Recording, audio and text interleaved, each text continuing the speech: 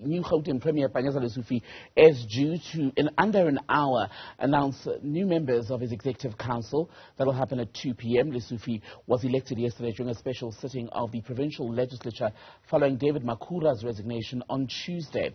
The DS Solly Msimanga also contested in that special sitting yesterday for the role of Gauteng Premier, but lost to Lesufi by 16 votes. Let's get you a live update on the story. Bring in our Mbali, Thethani. Mbali, the time for this announcement was 2, then it was 4, now it's 2 o'clock again. Can we read into that it's a sign perhaps of some of the last minute tweaks to the list of MECs, if you will?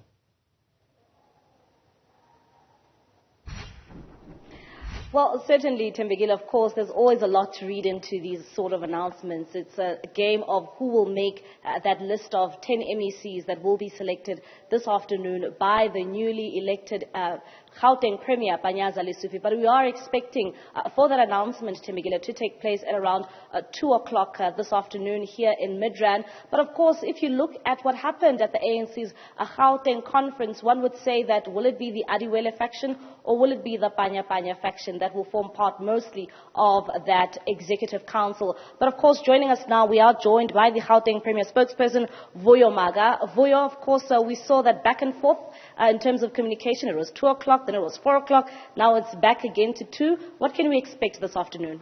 Well, the leadership of the ANC, of course, have been in consultation with each other. The Premier, of course, he must speak to the officials of the ANC, in particular the Provincial Secretary. And I think this morning, of course, they've been telling those that they want to form part of the cabinet to please come through to where we are now in Midrand. So I think we'll be expecting them to be coming.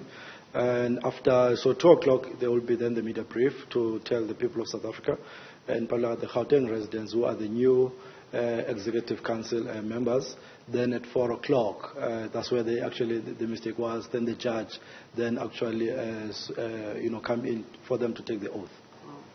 When it comes to the cabinet, we are expecting no less than 10 members to form part of this Executive Council.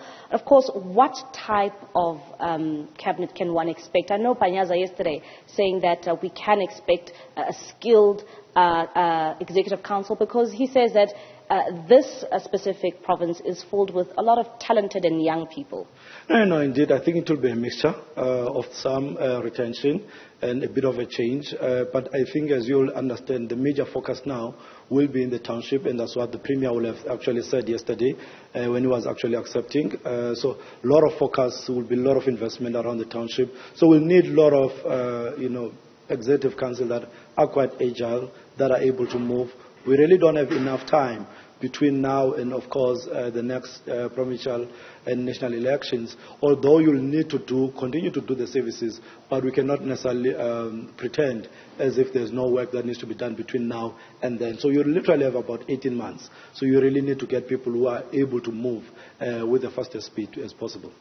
Well, you will be focusing on human settlements. A number of Gauteng residents quite concerned about who will take over the portfolio of education because we now know that Panyaza is indeed the Premier. Is it somebody that, residents are quite familiar with? Well, I think the residents of Gauteng are quite familiar with the majority of the people that will be coming in.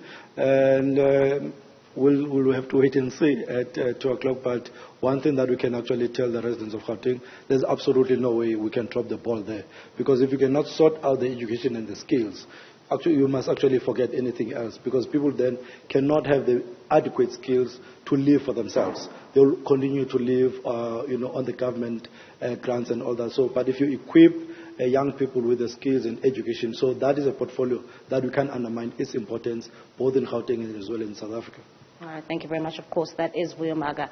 He is the Gauteng Premier spokesperson. Also there, Tembegile, touching on the issue around who will take over the portfolio of education.